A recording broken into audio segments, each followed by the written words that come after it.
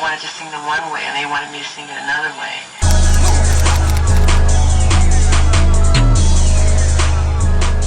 I hate that I have to make this video, but as a die-hard Uzi fan, Uzi's my GOAT. We have to talk about this. I was gonna make a completely different video, morely on the topic of music fan bases that get rage baited easily. And the more I thought about it, every fan base has like their own flaw. Juice WRLD fans think that he did everything so perfect in his career without any flaws whatsoever. I mean, seriously, on my Twitch, I've had to argue Juice WRLD fans that Young Thug had more influence than Juice WRLD. They think he did everything perfect. An artist like Joey Badass, their fans might wanna gatekeep him and not wanna see him grow. Like my Discord server, you guys don't wanna see me grow. You wanna keep Jivo underground, whatever. 100 Gex fans all have ADHD. Then I thought, my GOAT, what is our biggest flaw for the most part? The majority of fans, it was really easy. They hate their own artists. I don't care how wholesome or fun it might look from an outside perspective. This fan base is so toxic, not towards other fan bases,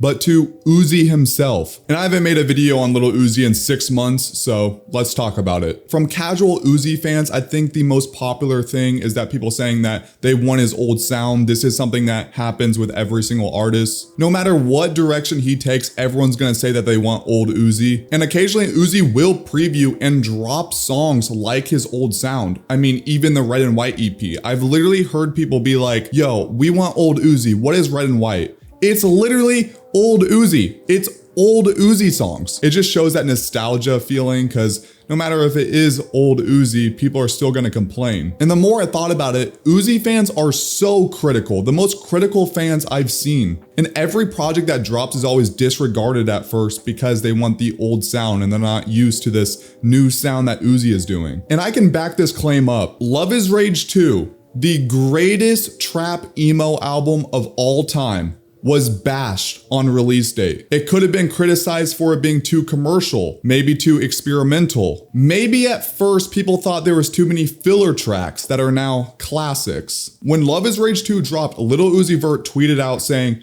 "It'll grow on ya, just like the first one did." So it shows there. Apparently Love is Rage 1, I wasn't there for that, was hated upon release. And the replies to Uzi saying this is, Love is Rage is a damn classic. Never compare Love is Rage 2 to the first one. No, sorry, this your worst project, really let down. First one didn't grow on me. First time I heard the first one, I fell in love because it was fire as fuck, not this one. And let's think now. If Lil Uzi Vert is your favorite artist of all time, there's a good chance that Love is Rage 2 is your favorite album of all time. And I remember before Love is Rage 2 dropped, the song Up and Downers that released early in 2017 was bashed on release, and then Uzi deleted the song. And now it's a fan favorite for some fans. Driving no Rari, everything went black. Now let's skip to a project that I'm way more familiar with, because I was a huge Uzi fan during this time, Eternal Take. I'll be dead. Whole lot of holes, whole lot of mess. The long-awaited project. Listen, Eternal Take is Gen Z's 9/11. Everyone remembers where they were when Eternal Take dropped. I even dropped a video about it on my main channel. But I'm not gonna act like this album was loved when it released. From the most part, in my school, it was getting hated on. People were straight up saying it was horrible because it wasn't like that Love is Rage 2 sound that they loved. People hated it for being experimental with the unique flows, the rapping from Uzi, similar to Love is Rage 2 when it released. Today, people are considering Eternal Take one of Uzi's best projects, and a lot of people have this as their favorite album as well. For me, I think Eternal Take's a bit overrated, but it's still a good project. But here's the issue of Uzi where this comes in and creates that toxic fan base. He's always so critical and harsh on himself whenever he makes and releases music. He said about Eternal Take saying that all my music for Eternal Take got leaked, so I had to redo it, and it didn't reach its full potential. Like, why would you say it didn't reach its full potential? Like, you should own that shit when you drop it. I just think Uzi's always been so harsh on himself, even though he's putting out good, solid music. Timeless music. I obviously still listen to stuff off Eternal Take,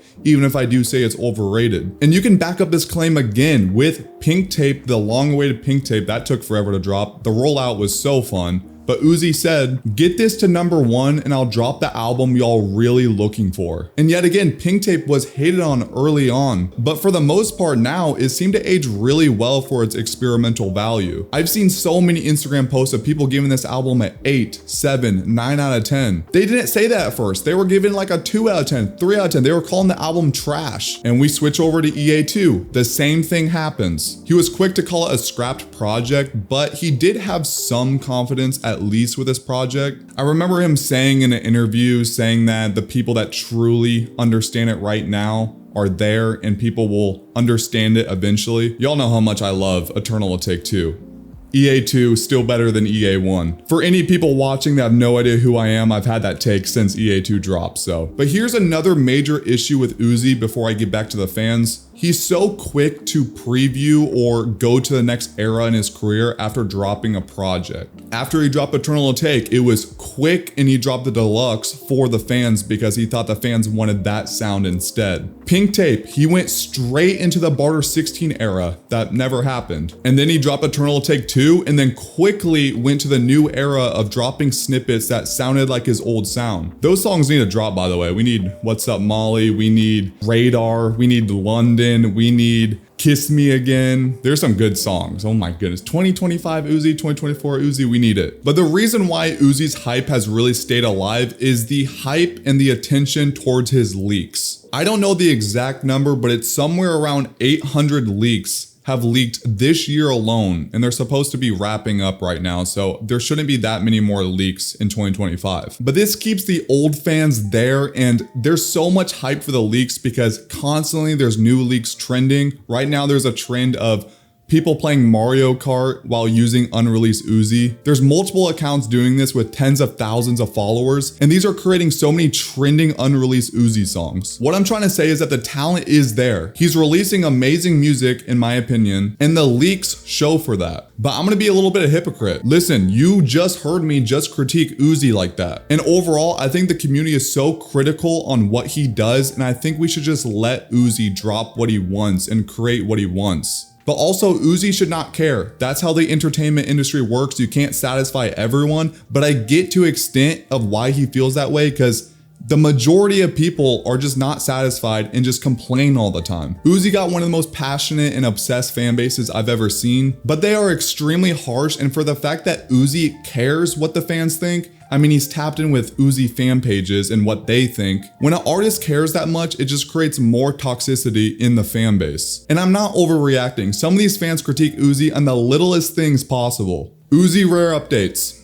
I'm sure y'all know who that is. If you don't, he was dissed on Pink Tape. He is just a Uzi fan page and he has no life whatsoever. He's a fan page that has no posts and just constantly posts Instagram stories talking about Uzi. And he'll critique Uzi in every possible way. Like, I'm talking his looks, the mic he's using, the way he's sounding, or just as simple as him having fun skateboarding. Little things like that just don't fucking matter, and you should just give the person a break as an artist. I mean, you seem to be a fan of the artist, but it doesn't seem like it from the story post that Uru puts out. What I'm trying to say is I love the Uzi community, but a lot of y'all have no fucking life. Uzi has said in interviews that fans don't even know what they want. People are gonna complain regardless. Overall, I just hope Uzi just doesn't care as much as what the game and his fan base thinks of him. He should just create and release the music that he wants, because when you're passionate about something and you're actually enjoying it, it's gonna show in the work, and that will make it enjoyable for the listener. Because once you're not enjoying something, it's gonna show in that creative output. But that's pretty much what I wanted to talk about. I mean, I'm being a hypocrite. I'm being critical of Uzi in this video. But overall, I think there's way worse people than me. I just enjoy when Uzi drops. I'm just happy whenever he does, because he doesn't often. I've liked a lot of the singles he's put out the last couple years, NFL, Red Moon, and overall the whole album, Eternal Will Take Two. Besides, She Stank, I don't like that song. But Uzi's my go, and I think people should not be as harsh. I'll see you guys next week.